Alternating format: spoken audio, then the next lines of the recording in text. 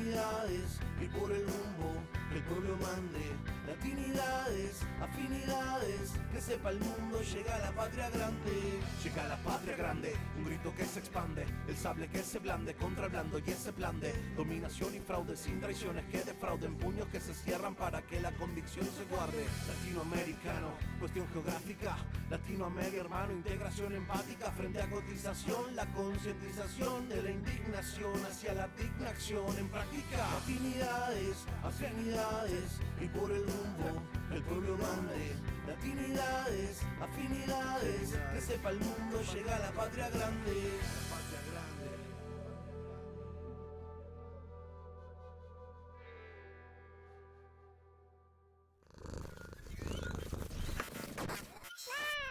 Desde el estado de Nuevo León, México, saludamos a quienes nos ven en esta emisión de Latinidades. Bienvenidos sean. La situación mundial parece convulsionarse cada vez más. La guerra de Ucrania, con la participación de la OTAN contra Rusia, sigue escalando.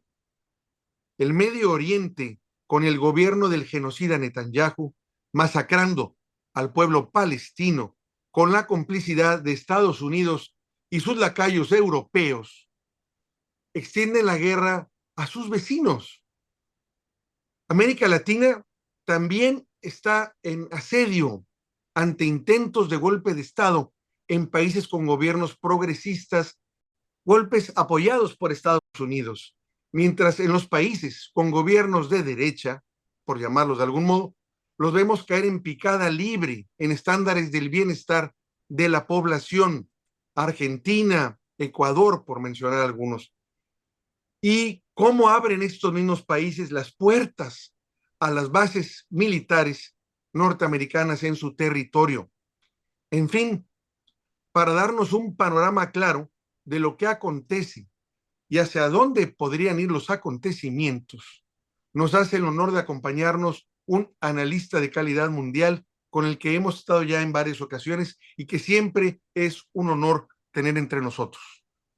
Fabricio Casari, gracias por estar aquí en esta emisión de Latinidades. Gracias a ustedes, Héctor. Gracias. Un gusto, siempre un gran gusto estar contigo.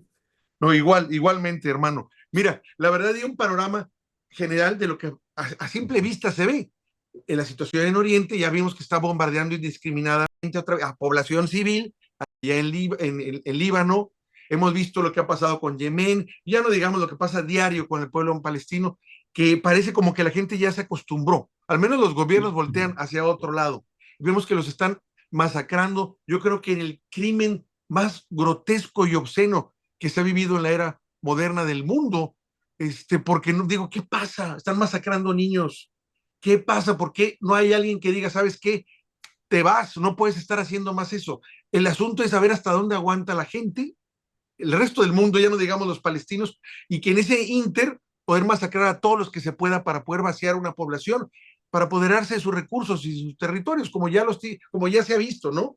Vemos en América Latina cómo Estados Unidos, ante ahora el mundo multipolar que se abrió, dijo, ahora sí, para asegurarme de los recursos tengo que apoderarme a como sea del patio trasero.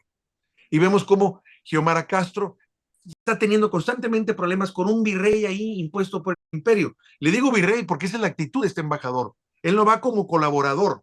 Él no va a ver qué negocios hacen entre países. Él va a imponer los negocios de su país sobre los de Honduras, en este caso. Pero también vemos esta misma actitud. Casualmente esa fue la misma embajadora que le trató de dar golpe de Estado a Daniel Ortega en Nicaragua, ahora la pasaron allá, no la movieron mucho, y esta misma embajadora venía de Irak. O sea, más bien no son embajadores, son terroristas, estas gentes que mandan ahí, los ataques que sigue sufriendo Daniel Ortega. Vemos que en Guatemala no, porque pues este gobierno fue apoyado desde el principio por la embajada norteamericana, que es la que lo palomeó. Y vemos lo que le pasa a Petro, y hemos visto también los ataques que ha tenido este gobierno a lo largo del sexenio, que afortunadamente fueron contenidos, pero vemos que el preludio ya está armándose para la toma de posesión de Claudia Sheinbaum y el desempeño de su gobierno, cómo la van a empezar a atacar y a asediar. Y bueno, ya no sabemos por dónde va, porque las cosas están complicando. Como sabemos, la guerra de Ucrania está escalando también cada vez más fuerte. tuvimos el gusto de tener una charla contigo muy interesante sobre precisamente cuando estalló este conflicto, pero vemos que cada vez se involucran más. Lo último que estamos viendo es que Rusia ya dijo, si haya misiles de largo alcance que entren, Rusia, ya Putin, sin vocero alguno, él ya estableció a qué se iba a enfrentar su enemigo. Y lo que estamos viendo es que Estados Unidos dice, bueno, van a ser misiles de largo alcance, pero no de mi país, ¿eh? Conmigo no debes tener problema. Yo nomás estoy palomeando que sean los que están en Europa, para que ahí los destruyes. O sea, digo, ¿qué está pasando? Y luego circuló también, y ha estado haciendo mucha fuerza, que los mismos Estados Unidos están previendo una guerra con China para el 2027. La verdad es que si lo hacen así, pues no le están avisando a los chinos, sino que lo va a hacer antes.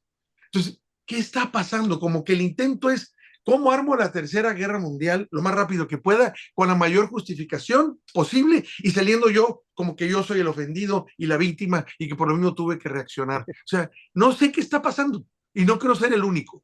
Y la idea de convocarte es precisamente para los que estamos en la misma situación en la que yo estoy, nos puedas dar una idea y un contexto de por dónde van las cosas y si pudieran en un momento dado cambiar el rumbo del que parece llevar, que es realmente muy negativo, la posibilidad de una tercera guerra mundial. Yo no sé a quién le beneficia una idea así, porque sabiendo que la guerra cambió de lo convencional a lo nuclear y de ahí a muchas otras, que la guerra blanda, que la cuestión de las guerras tecnológicas y demás digitales, la posibilidad de sobrevivencia de las poblaciones civiles sobre todo, son ridículas.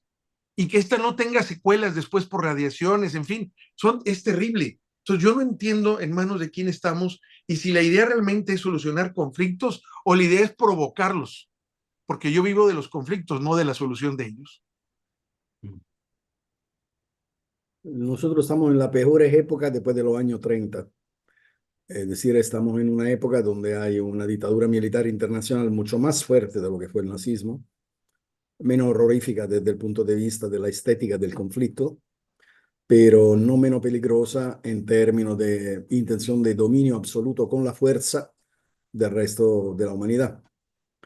El dominio anglosajón hoy se compone de 52 países que se llaman Occidente Colectivo y que han decidido de como la única forma de mantener su sistema que es fallado es de apoderarse del total de los recursos de la tierra. La única manera que tienen, habiendo perdido la primacía tecnológica, valutaria, financiera y comercial, e incluso la influencia política, la única posibilidad que tienen es la guerra. ¿Por qué? Porque desde el punto de vista de la tecnología militar, Estados Unidos sigue siendo el país líder en el mundo. Por mucho que corran los chinos y por mucho que se vayan corriendo también los rusos en eso, ellos siguen teniendo por medidas y por puntos de nivel tecnológico una ventaja militar. Entonces dicen, me juego la carta que tengo. A ver, dice Papa Bergoglio de que esto es una guerra mundial en pedacitos. Y posiblemente la definición es correcta. ¿Cuál es el tema? El tema es que la insurgencia del bloque del sur global y del este también, que podemos llamar BRICS, pero no solo BRICS, cuidado, porque la Organización por la Cooperación de Shanghái tiene un peso enorme, todo lo que va del Cáucaso hasta la India,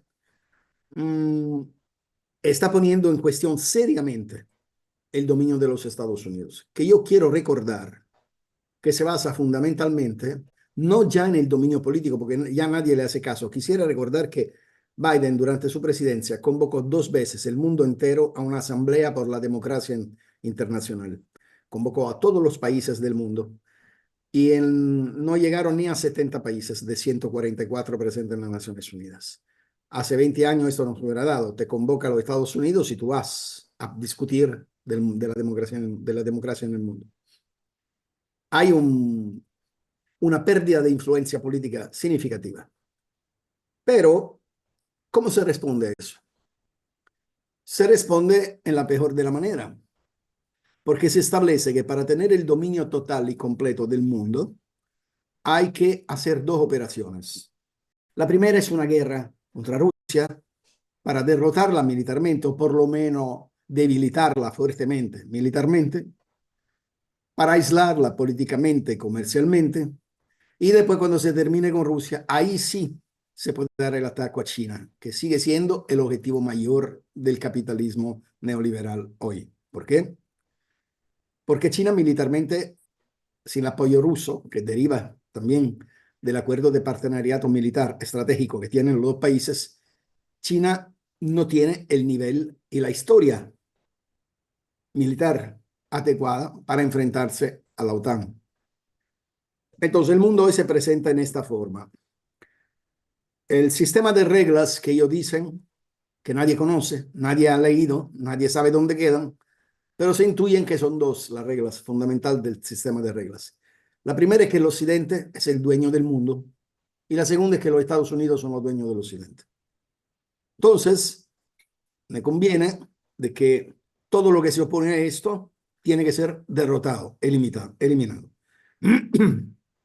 Un ejemplo, a pesar de una situación económica desastrosa de los Estados Unidos, sigue manteniéndose de pie 700 bases americanas y 6 flotas nucleares caminando por el mundo. ¿Por qué? En primer lugar, por el control de los mares, porque tú sabes que dentro del océano y de los distintos mares pasa el 90% del comercio mundial y de la economía mundial. Y en segundo lugar, para presidiar toda la zona estratégica que conecta continentes con continentes, países fronterizos del border, digamos así, oceanográfico y países llenos de lo que Estados Unidos y Occidente quieren y que ya no tienen. ¿Qué es lo que quieren y que no tienen? Alimentos, energía, biosfera, agua dulce y, sobre todo, tierras raras. Estos son los 5 componentes que no tienen y que, sin embargo, necesitan. ¿Y dónde las hay? Casualmente, en todos los países que los Estados Unidos consideran hostiles. Quiero recordar que Estados Unidos ha pensado, digamos, no sé si todavía lo piensa, de parar el crecimiento de los países alternativos a través de las sanciones, a través de los bloqueos o embargo. No le ha dado resultado, pero al día de hoy son 28 los países que están bajo sanciones de los Estados Unidos, lo que corresponde al 73.5% de la población mundial. Es decir, 7.5 personas de 10 están con sanciones de los Estados Unidos. El resultado hasta un idiota lo entiende, que si tú pones a todo mundo sancionado, tu producto, ¿a quién se lo vende? Ya que a ellos no se lo puede vender. Entonces, ¿y qué pasa? Y que si tú me sancionas por el utilizo y no me permites el utilizo del dólar, obviamente no por eso yo dejo de vivir o de comerciar, simple y sencillamente busco otra moneda. Lo que se ha dado a través, sobre todo, del empuje que los países del BRIC han dado. La dedolarización está siendo el enemigo mortal de la economía de los Estados Unidos. Entonces, son muchísimos los aspectos que hay que ver, pero fundamentalmente uno. La discusión siempre ha sido entre los analistas si en el momento que Estados Unidos van a perder el dominio internacional sobre el mundo, ¿cuál puede ser la reacción? La reacción es aceptar que el mundo ha cambiado y buscar un arreglo para una gobernanza multipolar del mundo o preferir matar todo lo que hay con tal de no dejarlo a otros. Yo creo que el Partido Demócrata va hasta esa segunda opción. Por último, tú me hablabas de lo que se murmurea cerca del 2027 como fecha para atacar China. Yo no sé si esto es cierto. Lo que sí sé es que el recién nombrado comisionado europeo a la defensa, un lituano loco, hombre de extrema derecha que de repente se encuentra ministro europeo de un gobierno supuestamente de centro izquierda, ya dijo que según él, antes del 2027 Europa está lista para hacer la guerra con Rusia. Entonces parece que habrá con cuidado felicitarse en la noche del 1 de enero del 2027, porque parece el año en que Estados Unidos quiere arreglar la cuenta con el mundo entero. Yo creo que hay que estar muy atento porque la pérdida de Estados Unidos no es solamente una pérdida de influencia política, sino que es una pérdida de consenso internacional. Y ellos son los primeros responsables de esto. ¿Por qué? Porque cuando tú miras las dos situaciones, como Ucrania y Oriente Medio, y ves el doble rasero completo y total, en el informar, en el describir, en la narrativa de estos dos conflictos, tú te das cuenta inmediatamente que toda los 30 años últimos pasados con la teoría de los derechos humanos, donde la guerra se hizo humanitaria, que nada más habíamos que entregar democracia, quizás desde 5.000 metros de altura, pero ese cuento ya no se lo cree nadie. Es por eso precisamente que los Estados Unidos ya no le cree a nadie, ya no le cree a nadie. Y hay otra narrativa que se enfoca, ¿cómo se enfoca? A partir de lo que hay, sin decir de dónde viene. Por ejemplo, la narrativa que se usa en Medio Oriente, en Oriente Medio, perdón, se dice en español, creo, es que Hamas atacó en octubre los israelíes, secuestrando y todo esto, y que Rusia la invadió en el febrero del 2022.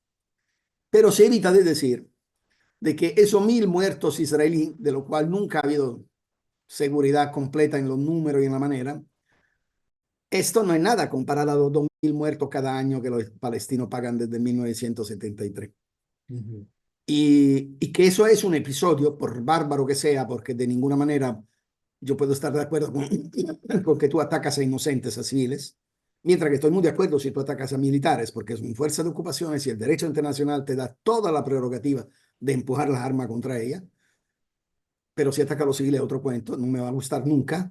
Pero bueno, nadie dice que esto es un vaso de agua en el mar, porque en realidad el término genocidio jamás ha sido más concretamente nombrable como en el caso de Palestina. ¿Por qué digo? Porque independientemente de las formulaciones teórico-jurídicas, cuando tú quieres acabar completamente con un pueblo, con una nación y con una historia para construirte tu espacio, esto es genocidio. Israel, como es, no es cuestión de Palestina, lo mismo bombardea el Líbano y no ve la hora de atacar a Jordania.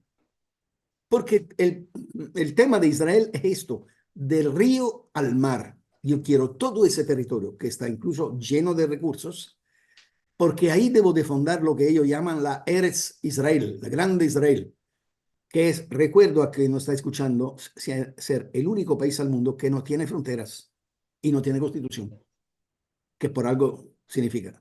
Entonces, si tú das a Israel la mano libre, por decir, agarra todo lo que quieres en Medio Oriente, desde Siria, no solo Golán, toda Siria, hasta el mar, perfecto. ¿A qué sirve eso? Esa es la pregunta que deberíamos hacer. ¿Por qué a Israel se le deja el campo tan libre? Esa es la pregunta de verdad. Porque ningún otro país podría permitirse lo que se permite a Israel.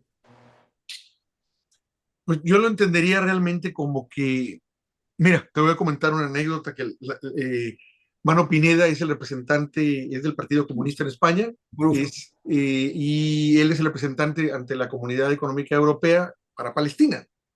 Y en una de las primeras charlas que hicimos, ya creo que hace 2 años o un poco más, dejé decirle muy suave pero firme, en ese entonces le dije yo que los sionistas eran los nuevos nazis en ese momento. Y él dijo, no le gustó mucho que utilizara la palabra. Ahorita todo el mundo la usa, pero hace 2 años y medio no. Pero como que en ese momento había una regla de que no podías llegar a ese extremo, aunque era evidente. Yo le dije, bueno, yo sí la uso porque lo veo, le dije. Y luego le dije, el libro de los protocolos, me dice, no, ese libro es una mentira, ni lo menciones. Le digo, ahora yo digo, será un libro falso, apócrifo, o como quieras comentarlo, pero si yo lo veo, dice lo que está pasando ahorita. O sea, esa es la verdad. Yo quiero saber, independientemente que el autor lo haya hecho con la finalidad que quieras, que haya sido inventado, pero la forma en que viene ahí diciendo cómo se iba a apoderar de los medios de comunicación, de los puntos financieros y todo, ahí viene eso. Entonces yo digo, como ciudadano común leyendo eso, digo, ¿qué pasa? ¿Qué está pasando? Cuando tú me dices, ¿Qué pasa con Israel? Pues yo lo que veo es que son los que le manejan totalmente toda la política exterior a Estados Unidos. Uno de los países más poderosos del mundo, se la manejan ellos. Ellos deciden y Estados Unidos se maneja en eso, en los términos que dicen los israelíes. En varias ocasiones se ha filtrado en prensa cuando ha estado un primer ministro y lo ha sacado incluso el New York Times y el Washington Post, que son medios totalmente orgánicos del imperialismo y solo hacen lo que y dicen lo que ellos quieren, en la que se hablaba incluso que le han dicho y le han dado órdenes al presidente de Estados Unidos. Directamente, le han dicho, no, tienes que hacer esto y ellos actúan. ¿Por qué? Pues uno piensa efectivamente porque los tienen cooptados, comprados por dinero para sus campañas, en fin, para muchas cosas. Digo, si no han podido hacer incluso en Estados Unidos una reforma integral del control de armas que son de guerra para uso civil y por eso resultan las masacres que tienen, porque la asociación del rifle es la que manda ahí y no el pueblo. O sea, así es la democracia ya. Sino, ellos mandan a través de los representantes que tienen ahí y controlan todo. Pues imagínate la israelí a través de la ALPAC, que es la que Sabes que controla. hay un cuento italiano que dice, ¿sabes por qué los Estados Unidos hacen guerra en todo lado del mundo? Ah, porque se cansan de matarse entre ellos. Y entonces, porque sí, no hay día que en una escuela no haya alguien que mata 3 o 4, que le encanta matarse entre ellos. Entonces, cuando se aburren de eso, hacen guerra para matar a otro. Pero Israel, tú dijiste una cosa que es muy cierta, que son pocos que la están diciendo, pero cada día crecen más, que rompe la narrativa pasada. Estados Unidos no controla a Israel, es todo lo contrario. La mayoría de los miembros del Congreso de los Estados Unidos son de origen judía. Las mayores fuerzas financieras, desde la Rothschild a la Merrill Lynch a otros bancos, son del lobby financiero judío. La mayoría de los medios de información, comenzando por CNN y pasando por New York Times, Washington Post, Los Angeles Times, son de propiedad del lobby judío. Entonces, la pregunta es, ¿quién controla a quién y quién manda a quién? El arreglo que se dio claro, oye esto, hemos asistido a unos meses de tomadas de pelos, donde dice que los Estados Unidos van a ir a negociar. Ese Blinken ya parece que la mitad de la semana está en Washington, la otra mitad en Oriente Medio, siempre está viajando y no concluyen nada. Blinken, por supuesto, es de origen judía. Nunca hay que olvidarse eso. Imagínate tú un judío que va donde otro judío y que le dice, cállate de hacer la guerra porque ya no te voy a dar armas, no te voy a dar, olvídate. Con tal que cuando Irán respondió simbólicamente y nada más al atentado que le costó la vida de su presidente, Del general. del general, hasta avisaron con tiempo los Estados Unidos, mira, fíjate que lo vamos a golpear en estos días, en ese momento, a ese punto. Sin embargo, los Estados Unidos pusieron 2 portaaviones y amenazaron a Irán que si se caía un bombazo más, aparte de lo que habían dicho, la respuesta iba a ser de los Estados Unidos, ya no solo de Israel. Jordania puso a disposición su sistema de defensa aérea para ayudar a Israel. Es decir, que no importa lo que hagan los judíos, no importa lo que haga el Estado de Israel, porque el mundo árabe debe pagar la cuenta del holocausto. Eso es lo que dicen para que nosotros la tragamos. La verdad es otra. Le vale un pepino lo del holocausto. Lo que sí le interesa es el dominio total de Occidente en esta área del mundo. ¿Y por qué le interesa tanto esa área del mundo? No solo por su riqueza, no solo por su valor estratégico, sino que atacar los palestinos después de haber atacado por años Siria y luego de repente atacar Líbano, es decir, Hezbollah. ¿Para qué se hace? Fundamentalmente para atacar a Irán. ¿Y por qué se quiere atacar a Irán? Porque Irán es el único país que comparte 1.200 kilómetros de frontera con Rusia y tiene un acuerdo de partenariado estratégico militar con Rusia. El tema es llegarle a Rusia de atrás, mientras que enfrente tiene lo ucraniano y la OTAN. Este es como lo veo yo.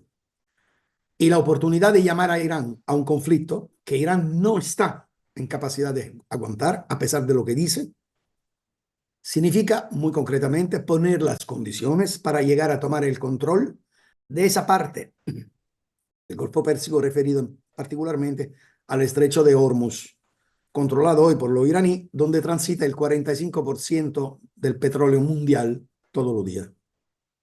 Es el tema. Atacar Rusia. Atacar Rusia a través de los países que son parte de su cintura de seguridad. Siria era lo primero, el único país al mundo donde Rusia tenía dos bases militares, tiene dos bases militares fuera de su territorio. Y romper ese cerco es fundamental para Rusia. Ahora, se da incluso otra lesión de estos meses. Es decir, que la capacidad israelí de combatir está vinculada directamente a la ayuda de armas y municiones y dinero que le viene de Occidente. Pero que Israel de por sí ha desarrollado un nivel tecnológico militar de muy alto nivel, lo que implica que los países árabes, que también le encanta amenazar, pero callar, pero al final quedarse sentado, son impresionados por esto. Entonces, terror y golpear. ¿Te recuerda algo la operación en Irak? Golpea y terroriza. Lo mismo. La técnica sigue siendo esta. Tú me podrías decir, pero Fabricio, si no son un par de locos, esto deben de saber. Deben de saber que el día que llegan a Rusia está tocando un ejército de 1,5 millones de personas y de 6.000 cabezas nucleares. ¿Cómo piensan salvarse? Porque claro está que Rusia tiene perfectamente conciencia de que para golpearla no es solamente para darle un golpe, sino que para acabar con ella. Y frente a eso es más rápida que ella acabe con otros, que no otros acaben con ella. Precisamente el presidente de Volodin, el presidente de la Duma, hace unos 5 días, a estos monigotes del Parlamento Europeo que están ahí, le dijo que votaron una resolución que no vincula, pero que es una resolución política que dice hay que darle cualquier tipo de posibilidad a Ucrania de golpear hasta en la profundidad del sistema ruso. Le recordó que, como ya dijo Putin, para que estos misiles de largo alcance entren a Rusia, se necesita la tecnología y los operadores de la OTAN.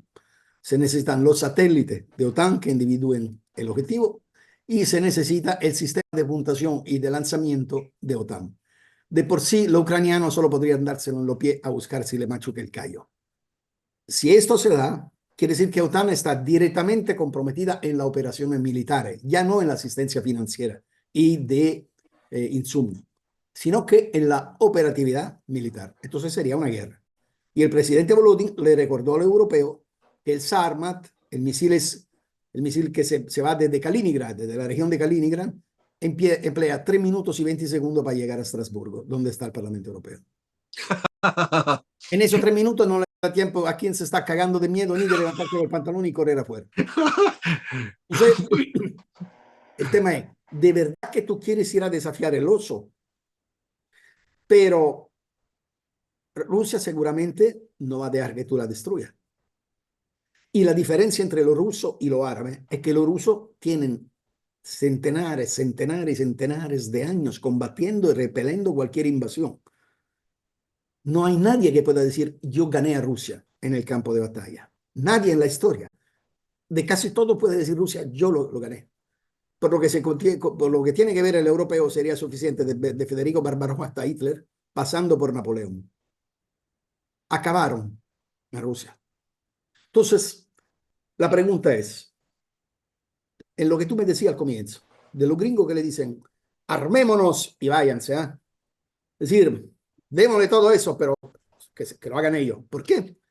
Porque la posibilidad de un conflicto termonuclear global en escala táctica, es decir, en una escalera prevista en el marco del continente europeo, es una de las posibilidades teóricas que están en la mesa del Pentágono desde siempre. Al final de cuentas, Europa ha sido el teatro de 2 guerras mundiales. Y no hay 2 sin 3, como dice el proverbio. A Europa le toca ese papel. Este banquero masone, Draghi, que viene ahí y explica lo que debería de hacer Europa y que declaró que el plan suyo es cambiar por completo el sistema de producción europeo. y volverlo al militar, pasar de civil al militar para ser en capacidad de garantizar la independencia de Europa, que dicho entre nosotros significa para atacar a Rusia, es muy claro. Se quiere reducir Europa al escombro del conflicto. Es decir, aquí estamos en un punto, para cerrar ese capítulo, estamos en un punto que o Estados Unidos se retoma el dominio del mundo incontrastado, o pierde el dominio del mundo incontrastado. Para esto está dispuesto no a todo, pero a mucho arriesgar, pero no a todo. Como tú decías, que golpean al otro, no a mí. Ellos saben perfectamente que no tiene ningún valor matar a Rusia si después tú estás muerto. Es como la esposa del tipo que se la pegó y perdón, el esposo de la tipa que se lo pegó, que para vengarse se lo corta. No le conviene. Entonces, ¿qué? ¿Qué va a hacer con los Estados Unidos? Ese es el tema. Y el diferendo entre republicanos y demócratas está aquí. Si proceder primero acabando con Rusia y luego ir a China, o si comenzar ya desde China, dejando aparte Rusia. Es el diferendo fundamentalmente. Pues la solución no veo por qué se tiene que llegar a ese nivel. Porque, por ejemplo, en el caso que dices tú de Medio Oriente, de atacar a Irán, sabemos que Irán, digamos que es un muro de contención ahí, el Medio Oriente, como bien dices tú, no tiene la capacidad para enfrentar una guerra tecnológica fuerte con Estados Unidos, ni tampoco una guerra prolongada. A lo mejor con los israelíes sí, y sobre todo si lo apoya Rusia, pero me queda claro que si acabaran ellos con Irán, que es la obsesión, barren con todos sus vecinos, con Jordania, con Líbano, me los hacen pomada y ellos se expanden. Ellos nunca han Barren con el negado. mundo islámico. Sí, digo, ellos nunca han negado eso me llama mucho la atención, que nadie les dice nada, ellos dicen, me acuerdo que el año pasado, antes del año pasado que estallara el conflicto, había un ministro que en Europa dijo eso, no me acuerdo ahorita el nombre de él, creo que en una parte de Europa dijo que ellos se iban a extender hasta Jordania y luego más o menos lo obligaron a rectificar, pero dijo que Israel se iba a apoderar también de Jordania, lo dicen abiertamente, entonces yo no entiendo cómo esto los jordanos lo apoyan. Para enfrentar, cuando fue ese ataque de respuesta por parte de Irán, ellos metieron un escudo también para poder limitar. Digo, oye, es que no han entendido, mucha gente tampoco entiende que lo que está pasando en Palestina, ese genocidio, esa masacre, esa ausencia totalmente de moralidad, vamos, de que pueden matar niños si no les importa, porque ha habido reportes que incluso filtra los medios de derecha, en la que ya hablan, basándose en reportes de médicos que están en el campo, que para ellos hay tiradores específicamente, francotiradores, que están matando niños, les disparan, dice, les disparan en la cabeza, o sea, están destinados a matar niños, si ven a un niño lo tienen que matar. Sí, y lo que estaba pensando es que Israel siempre ha vivido con ese patrimonio de solidaridad, por lo tanto, cada vez que tú atacabas a Israel, el mundo decía, hombre, yo creo que ahora cualquier operación terrorista que golpea a Israel, el mundo simplemente movería la espalda así, no le importaría, porque el daño que ha... Te nos congelaste ahorita, se activa tu internet, se quedó un poco congelado. Nos estabas hablando de lo de Israel y yo estaba comentando, bueno, antes de que hicieras tu comentario, de que en el caso de esto que está pasando allá es tan complicado que dices tú, bueno, me queda claro que si no estuviera Irán, barren con todo y ya entraste, te congelaste, ¿eh? Te nos congelaste un poco. Entonces yo Sí, lo que ahora aquí me sale la escrita que la conexión no es estable, ni eso es estable. Entonces yo lo que quería decir básicamente era que la gente ve lo que está pasando en Palestina, los pueblos se conmueven, pero yo quisiera saber que si los pueblos como México nos damos cuenta de lo que está pasando en Palestina, no tomamos conciencia que eso que les pasa a ellos nos puede pasar a nosotros, le puede pasar a cualquier pueblo si a ellos les conviene. Esa es la verdad. Si a ellos les conviene y para sus fines, harían lo mismo. Nos harían exactamente lo mismo con el pueblo palestino. Y habría gente que puede decir, pero no, no puedes decir lo mismo. No, claro que sí. Veo la altanería y la soberbia en la que los embajadores, la embajadora de Israel le exigía a mi presidente que no era suficiente que denunciara, que tenía que ser más, como que más, con más fuerza, lo obligaba. Y también en el caso de Petro tuvieron lo mismo, incluso dijeron, vamos a citar al canciller de Colombia para darle una reprimenda. Así como si lo vamos a regañar, porque nosotros somos dueños del mundo y nosotros decimos lo que queremos. Y falta ver lo que hicieron allá también en la ONU, atacando al secretario general. Van a saber de nosotros, los vamos a castigar. O sea, esa es la mentalidad de ellos. Te estoy diciendo al comienzo, te decía, perdón, al comienzo, de que estamos en la época de una dictadura mundial mucho más dura de la que se han conocido en todos estos 70 y pico años después de la Segunda Guerra Mundial. Y el fascismo oye esto y se presenta con la cara de la democracia. Como decía Fidel, como lo dijo Fidel, dice, la próxima guerra se va a combatir en Europa contra el fascismo, nada más que se llamará democracia. Y es así. Es decir, mira, por ejemplo, cómo llega desde el punto de vista comunicativo al mundo. Lo mismo que pasa en Israel es lo mismo que pasa en Ucrania. Cuando Israel decide de pegar tiro libre encima a los civiles, es suficiente que diga, ahí había uno de Hamas que pasó por ahí. Sí, sí, Conoce, saludó a alguien de ahí. y eso ya, acaba, no importa que tú mates 1000 personas, porque había uno que me caía mal. Y luego en Ucrania que dice, están tratando de golpearnos las centrales nucleares. Ahora, las centrales nucleares, la más importante de Zaporizhia, están en manos de los rusos. Es decir, que los rusos se golpean a ellos mismos, se pegan tiro encima de la cabeza suya. O sea, y el mundo se lo cree, porque cuánta gente sabe dónde queda Zaporizhia y cuánta gente sabe cuál es el orden del conflicto. Porque si hicieron ver el mapa de Ucrania, aparte de decir como ese pobre tonto de Biden, que ya, no, ya le tienen que decir también con qué pie caminar por eso, pero si le tienen, va y dice que Rusia perdió la guerra. Perdió la guerra. Rusia tiene el 30 y pico % del territorio de Ucrania. Ucrania ya no existe, no tiene desemboque al mar, no tiene los territorios más preciosos que tenía. Tuvo que retirarse hasta la orilla de su propia capital y pierde hombres con una cantidad fatal, casi 300 hombres al día.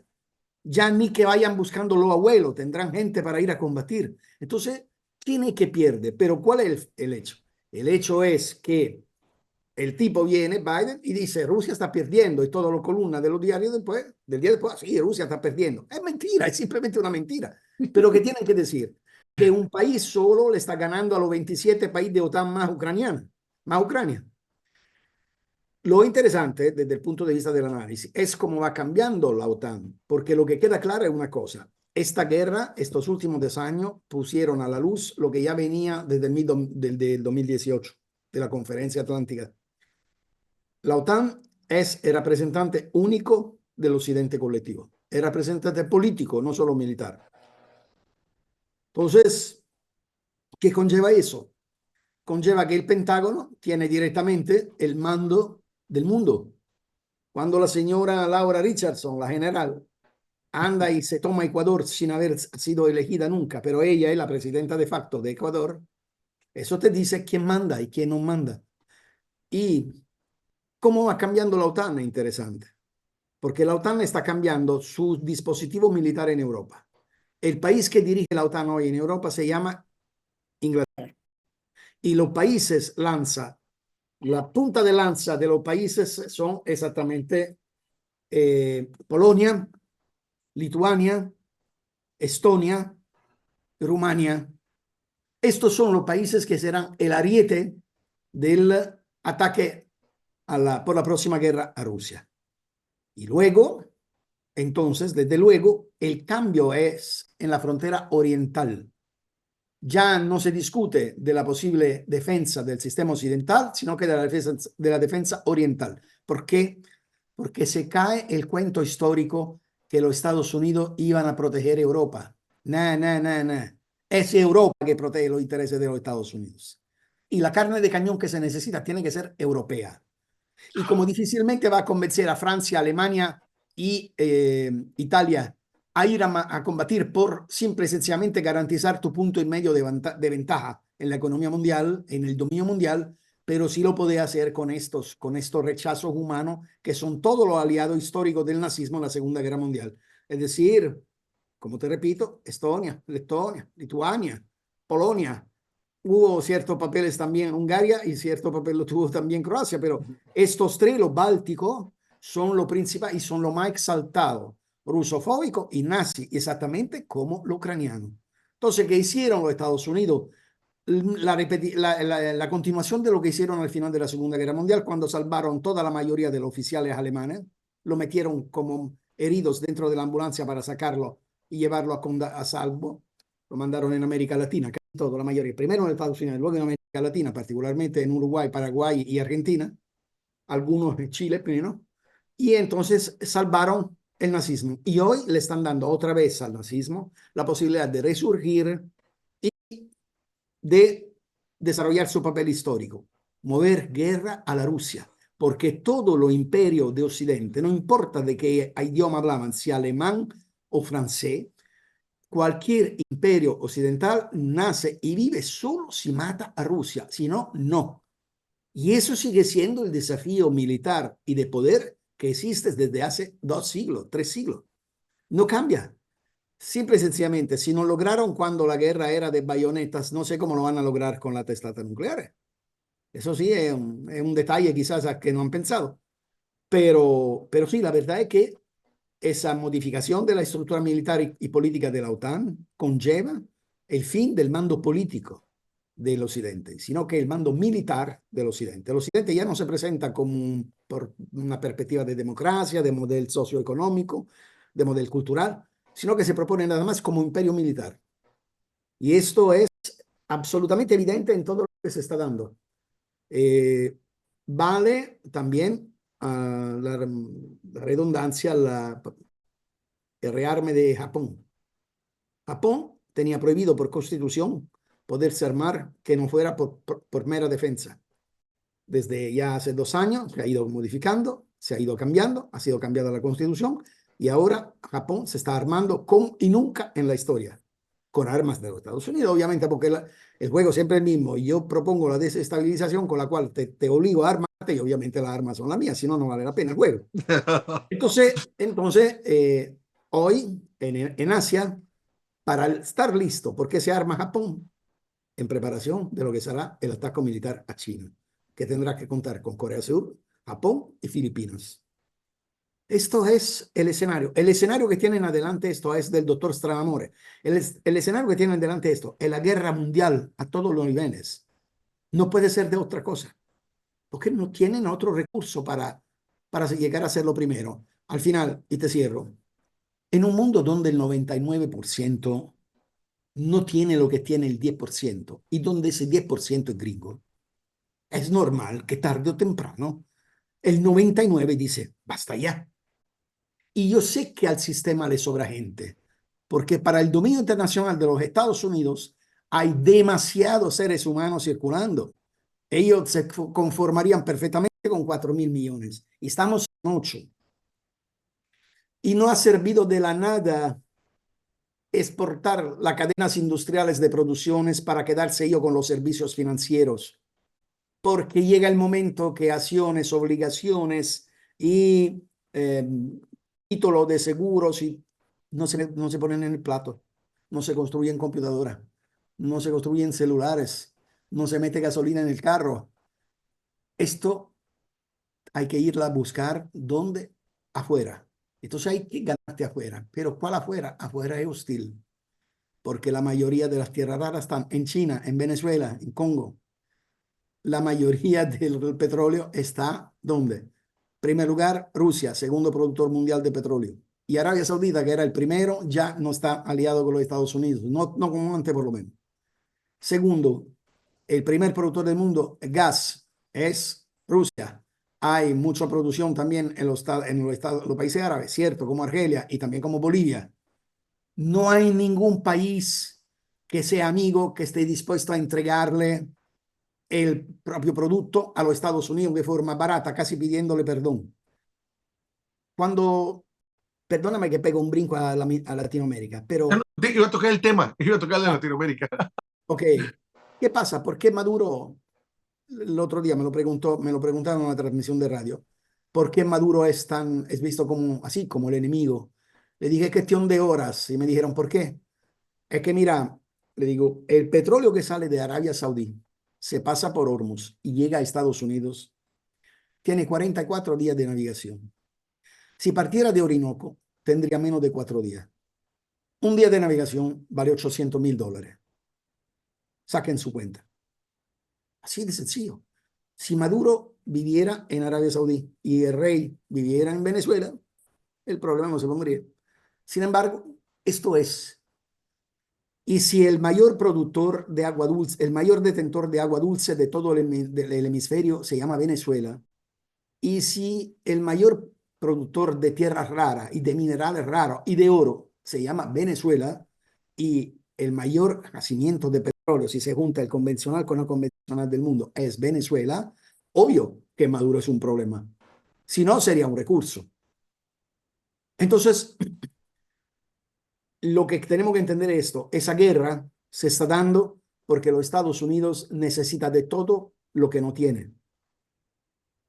Y en vez de buscar un arreglo internacional para poderlo tener, prefiere robarlo, saquearlo, y por lo tanto tener países que desde el punto de vista de la soberanía política son la nada. Te quiero solo recordar de que se acabó la Segunda Guerra Mundial, Estados Unidos hizo 30 intervenciones militares en el mundo. 30 veces invadió países. Que en 248 años de historia, solamente 18 no hubo guerra. Entonces, cuando se habla de paz y de guerra, ¿de qué queremos hablar? Ahí está. Pero si el sistema no funciona y para mantenerlo hay que saquear a los demás, volvemos al tema del 99% que ya está cansado de tener que vivir en una sobrevivencia rara, porque incluso no siempre es muy clara, para que los gringos sigan con despilfarro, produciendo el 25% de los recursos mundiales y comiéndose el 53%. Esto ya no va, eso ya no se puede. O los gringos tienen en mente reformar el mundo, establecer de ser una superpotencia, pero con obligaciones internacionales de respeto al derecho, de respeto a las leyes internacionales, de buscar una cooperación mutua con todos los países para formar una gobernanza multipolar. Pero si hacen esto, pierden el dominio. Podrían ser líder, pero no dominante. O si no, están obligados a entender que el final de ello está ya escrito. El crecimiento de China, de Rusia, luego de otros países, pero sobre todo China y Rusia, que empuja a los BRICS, y lo que va a pasar con India también, es muy interesante, obligado a los Estados Unidos a decir, vamos ya a la guerra antes que se hagan demasiado fuertes para ya no poderle hacer guerra. Es la teoría de Tucídides. Entonces, esto es lo que estamos. Y realmente tú dices, ¿qué hacemos? Desmontar la narrativa. Esto es lo que podemos hacer. Y prepararnos a resistir. Esto es lo que podemos hacer. No hay otra. Desmontar la narrativa. Mm. Vamos, a mí, por ejemplo, ahorita que tocaste el campo de América Latina, veo lo que pasa en Haití. Es un desastre, pero es un desastre regenteado por Estados Unidos, que han estado ahí desde hace ya bastante tiempo, junto con Francia, y vemos cómo un país que antes vendía productos autóctonos de la región que se daban ahí, o simplemente que tenía excelente producto que vender, por ejemplo, en el caso de arroz, desde que está Estados Unidos se fue cayendo y ahora lo importan, ya se volvieron países importadores, ya hay bandas de narcotraficantes, en algún momento publican, entre otros de los que están ahí manejando esos carteles y de pandillas, a un tal Barbacchio, y cuando tuvimos oportunidad de hablar con algún experto allá de Haití, nos dijo, a él lo apoyan los republicanos. O sea, imagínate, cada partido tiene su cartel allí en Haití y andan robando, saqueando y todo esto. Bueno, ese modelo, me acuerdo que me dijeron, el Haití es un laboratorio. Yo dije que se va a implementar. Yo dije, se me hacen que están muy exagerados. No, pues yo ya estoy viendo lo que pasa en Ecuador. ¿Qué está pasando también con los carteles que les echan la culpa aquí en México? Que debe haber, pero hay también de otras nacionalidades ahí. Y están siempre, al final de cuentas, los gringos detrás de los carteles de la droga. Y vemos también la descomposición que está quedándose en Argentina. Entonces, digo, hay una especie de sentido cuando te dicen esto que está pasando en Haití, que es una descomposición del Estado, que sí funciona porque el Estado funciona al fin de cuentas, pero no lo suficiente como para alcanzar un nivel pues, de seguridad para toda la población, de bienestar, pero sí para que les garanticen compras de armas, venta de drogas, control de muchas cosas. Eso como que ese modelo de algún modo u otro lo estoy viendo ya que se exporta, precisamente se está llevando acá para mí a cabo en Ecuador, en la que ya incluso, como en Argentina también, ya le dijeron a Estados Unidos, ven a poner bases militares aquí. Yo creo que para defenderse de quién, de quién se van a defender. Pero No, es que obviamente tienen que atacar, no tienen que defender. la idea obviamente es controlar la droga, entre otras cosas, ahí mismo. Entonces digo, ¿qué está pasando? Dijiste tú, desmontar la narrativa. ¿Cómo podemos desmontar esa narrativa? Ya para Bueno, no por quitarte ejemplo, más tiempo. sí, no, mira, lo que a mí me llama la atención es cómo no se logra ver claro cuál es el proyecto con Latinoamérica. El proyecto con Latinoamérica es muy simple. Está en la palabra de esa señora, de Laura Richardson, que dijo, sí, aquí hay mucha riqueza, no podemos dejar que se vaya en otras manos, tienen que ser de nosotros. Ella habla de los recursos de Latinoamérica como que fueran recursos de los Estados Unidos, porque según la doctrina Monroe, la América, los americanos, entendiendo con América todo el continente americano, los de Estados Unidos. Entonces, cuando, ¿por qué hay esa repetida, digamos así, provocaciones con fines golpistas en distintos países? Todos sabemos que por la teoría del Pentágono y de la Casa Blanca, América Latina es fundamentalmente lo que ellos llaman BAC, es decir, Brasil, Argentina y Chile. Esos son los países que ellos consideran estratégicos.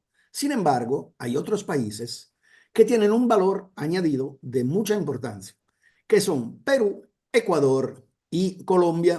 ¿Por qué? Porque todo esto, junto a Brasil, rodean por completo Venezuela y tienen un control de cada quien por su parte de lo que es Amazonia, es decir, el pulmón verde del planeta. Ok. La pregunta que tú la cuestión que tú hablamos al comienzo de Honduras, de la compañera que denuncia una intentona de golpe de Estados. ¿Por qué en Honduras? Pues porque Honduras es Palmarola, las más grandes bases de los Estados Unidos, base militar de los Estados Unidos, fuera de Estados Unidos, la más grande del mundo. Palmarola es fundamental porque si tú tienes el control total de Argentina y Ecuador, una disponibilidad muy fuerte por parte de Chile, Palmarola es fundamental a la hora que tú decidas de desatar un conflicto en América Latina. ¿El objetivo cuál es? Acabar con el ALBA, acabar con Venezuela, Cuba, Nicaragua, Bolivia y Honduras. Y Porque Cuba, obviamente, y Cuba también, ¿no? Lo estarías Cuba, incluyendo. Cuba, no lo dije, Cuba, por supuesto. ¿Por qué? Porque ese es el proyecto alternativo, el modelo alternativo. ¿Y cuál es el problema de ese modelo? Que este modelo funciona. Aparte Cuba, que está sumergida bajo un bloqueo espantoso, espantoso, que nadie se puede imaginar qué es. Aparte Cuba, todos los otros países tienen economía creciendo, mientras la economía de los amigos de los Estados Unidos va bajando. ¿Cómo puede ser? En primer lugar, porque no hay Estados Unidos que viene a robarse lo activo. En segundo lugar, porque tiene una economía que no tiene concebido desde el fondo la idea de enriquecer y de la transferencia enorme de riqueza desde el balance público a algunas empresas privadas. Por eso la economía crece.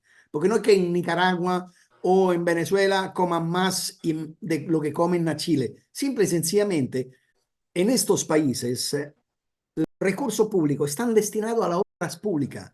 Por lo tanto, el nivel de capacitación de compra de la persona, el nivel posible del gasto de una familia, aumenta porque las necesidades básicas de instrucción, de salud y de transporte están garantizadas por el Estado. Entonces, ¿cómo se hace a cambiar el enfoque? Toma el caso de Costa Rica, que ahora parece que ha llegado a ser la autopista preferida por los narcos en Centroamérica. Entonces te pregunto una cosa. Sería mucho más fácil que lo fuera Nicaragua, por razones obvias, teniendo los dos océanos y todo, pero con Nicaragua no pueden. Entonces se busca Costa Rica. El pura vida ha llegado a ser puro narco. La pregunta Es cierto lo que dices. la, Acabó Costa Rica, sí, acabó. y la pregunta es, cuando yo oigo hablar de los carteles mexicanos, que son cosas serias, como los Sí, carteles colombianos y todo eso, yo me claro. pregunto siempre, esta droga que sale de Colombia, sale de México, sale de donde quiera, pero llega en los Estados Unidos, ¿cómo hace en un país tan enormemente grande a llegar hasta el último rinconcito de la última calle, de la última ciudad o del último pueblo de los Estados Unidos? ¿Quién la distribuye? ¿Quién la compra? ¿Y quién garantiza que el dinero que se hace el viaje de regreso y va donde va? ¿Quién lo hace? Los carteles de los Estados Unidos, de lo cual nunca se habla. Y son los carteles mucho más poderosos de lo mexicano, de lo colombiano, de cualquier otro país. Son ellos, porque señores, tú puedes meterme 1 kilo de cocaína en El Paso. Ok, perfecto. De ahí se queda pudriéndose o alguien la recoge, la hace dosis, la vende, encaja dinero, que restituye, que regresa y que se queda con una parte. ¿Quién lo hace esto? De esto nunca se habla. Parece que la droga termina con la distribución afuera de los Estados Unidos. Cuando entra en los Estados Unidos, se cubre con el telón y ya no se habla más de droga. El más grande consumidor de droga del mundo posiblemente no tiene una organización criminal que lo organiza la distribución. Pues es ridículo, es No ridículo. quieren Ellos son los hacer creer que principales. Cristo se murió de frío. No. Entonces uno dice, a ver, ¿cómo se construye esa narrativa? Esa narrativa se construye también a través de la posibilidad de garantizar el control del mercado de la droga. ¿Qué hacen 7 bases militares en Colombia, de los Estados Unidos? ¿Para qué?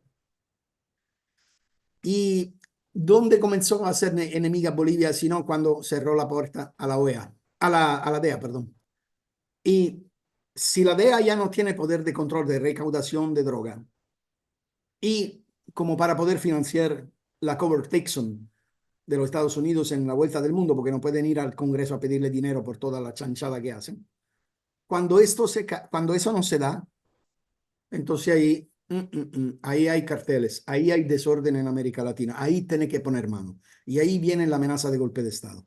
Petro no es un problema para los Estados Unidos, hermano, porque Petro nunca ha dicho algo que molesta a los Estados Unidos de que es presidente. Petro es un problema por la oligarquía interna de Colombia, que ya no está participando como antes al banquete de la producción y distribución de droga.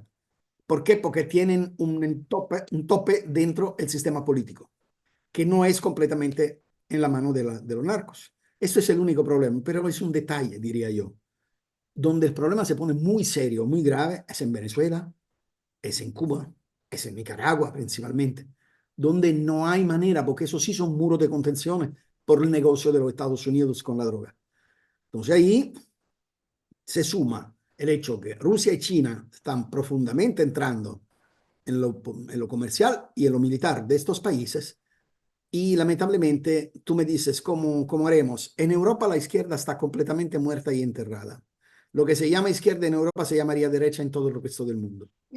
Y América Latina es el único continente donde hay elaboraciones políticas, punto de vista, construcción de teoría del cambiamiento, del cambio, digamos, que pueden ser interesantes y resulta. Así que si tú me pides cuál es el terreno más delicado, te digo quizás el Cáucaso y Europa, pero si te digo cuál es el mejor del mejor perspectiva, es América Latina. Hay que ir a América Latina a aprender a estudiar para entender cuál puede ser la respuesta política de quien no acepta ya de estar bajo la llanta del carro. Esto es la verdad. La respuesta política viene de Nicaragua, viene de Cuba, viene de Venezuela, viene de ahí, en sus formas distintas, en su manera, incluso puede ser contradictoria, pero sí, es el único área del mundo que pone fundamentalmente la pregunta: queremos un mundo más equilibrado, más justo, sin dueños y sin sirvientos. ¿Cómo lo hacemos? Esto no será tema que tendré que ver yo por mi edad y quizás tú tampoco, pero esto seguirá siendo el tema. Y es el tema de la perspectiva, no hay otro. A menos que esos locos nos decidan destruir y quedarnos a la edad de la piedra, y entonces ahí ni modo. Fabricio, no quisiera ya quitarte más tiempo, nos has dado, como lo acostumbras, una cátedra dramática pero real, porque así están las cosas. O sea, no veo paz mundial, bienestar mundial, solidaridad mundial. No las veo nomás que como propaganda, pero no en la realidad. Al contrario, veo que cada vez se ahonda más en lo contrario de lo que significan esas palabras, porque el caso de Palestina es obvio, hay una solidaridad de los pueblos y no de los gobiernos que están sustentados por estos pueblos, y que estos mismos gobiernos prohíben esas manifestaciones a favor de Palestina, agreden, ya no digamos lo que pasa en Europa, lo que pasa en supuestamente la monarquía más importante del Medio Oriente, que es la israelí, cómo golpea a su misma población que está en contra de la guerra. y contra el, ahora sí, le dicen dictador a Maduro, y yo veo lo que hace Netanyahu allá, y digo, oye, ¿qué pasa? Este sí es un dictador, cambió las leyes a favor, trata de quitar el poder judicial allá, y nadie dice gran cosa, hay todos callados, hay una complicidad bárbara, y veo que América sigue siendo un territorio en disputa, precisamente por la imposición de la doctrina Monroe, frente al un vivo renacimiento del bolivarismo, de la idea bolivariana, de la integración latinoamericana, de la patria grande, que debo decir que en mi país no es un concepto muy conocido. No se le conoce tanto el concepto de la patria grande como se ve en el sur, y es por la influencia que tenemos en Estados Unidos, aquí encima. Bueno, tienes que entender que somos la primera trinchera literal del imperio, eso no es cualquier cosa. De veras, es un reto que tiene mi país constantemente. Yo te digo, estoy a 1 hora y media de manejo si voy a Laredo, Texas. Estoy a casi 2 horas si voy a McAllen, Texas. O sea, yo puedo ir y venir el mismo día. Entonces les digo, eso no es cualquier cosa, es decir, estamos pegados. No es algo impresionante para mi país. En algún momento escuché a Tilio Borón, dice, es gracias a la densa cultura que tiene México que no hablamos todos inglés, dice. México frena esto, pero no Menos vemos mal, claro, digo, no vemos menos claro mal, al fin. menos mal. ¿Sabes qué? Te voy a decir una cosa para cerrar. ¿Sabes por qué van a perder ellos? Porque ellos fracasaron en su promesa. La promesa que se dio después de 1989 es que el mundo iba a estar sin guerras, porque ya no había el enemigo, y que la economía iba a dar suficientemente la globalización a todo el mundo para que el mundo mejorara y terminara la hambre brutal que había en ciertas partes, me refiero a África, parte de Latinoamérica. Así no fue. Las guerras son muchas más de las que había antes del 89, porque ellos de repente se dieron cuenta que si no había un enemigo, no había por qué tener un dispositivo militar tan importante. Entonces había que inventarlo el enemigo para seguir con el dispositivo. En segundo lugar, ¿por qué? Porque la economía decidió que se formaran una élite siempre más estrecha de todos poderosos. El crecimiento era solamente dentro de esa élite a costo de los demás. Intentaron entonces de meter el intercambio entre hardware, entre tecnología y recursos. Tú me das tu recurso, yo te doy la tecnología. Pero ¿qué pasó? Que el desarrollo de China te entrega esa tecnología y de Rusia te entrega esa tecnología a cualquiera y no necesita dársela gratis a Estados Unidos. Estas dos promesas de dominio han fallecido, han muerto. Y por muchas cosas que pueden hacer, no se pueden resucitar un muerto. Solo se puede hacer manera que se vuelva como un zombie que sale y mata. Pero no se puede volver a ser una persona. Este sistema es podrido, ese sistema falleció ya. Y lo único que pueden hacer es impedir que uno nuevo y mejor salga a luz. Esto. Pues Fabricio, de veras te quiero agradecer esta cátedra que nos tienen Gracias a más que ustedes. muy acostumbrados a que sea así. Y dentro de todo este vendeval, nos ayuda a tener cuando menos el contexto más claro de lo que está pasando. No sabemos todavía hasta dónde van las cosas, pero simplemente el tener ya claridad y no perder la confusión ya puede darnos esa pista de qué es lo que podemos hacer. Como de entrada tú nos dices, desmontar esa narrativa. Te mando un fuerte abrazo y de veras estamos en contacto y te voy a volver a molestar cuando sea necesario, porque tu voz es necesaria, sobre todo desde allá, desde esa atalaya que estás tú allá en Europa, para darnos una contranarrativa de lo que nos están vendiendo todos los días y que ya no se puede tapar, como dice, ya no se puede tapar el sol con un dedo. Pues la decadencia europea está cada vez mayor frente a simplemente al sometimiento de los intereses norteamericanos, no los intereses de los mismos europeos, que es algo trágico esto. Un abrazo a ti, abrazo te va de regreso y no es una molestia, sino que es un gusto estar contigo. Así sabes dónde encontrarme cuando quieras por cualquier razón. Aquí estoy con mucho gusto y un abrazo a todo tu México, lindo y querido, como se le dice. Te lo agradezco y que tengas buenas tardes y buenas noches allá. Igualmente, hermano. Chao. Chao.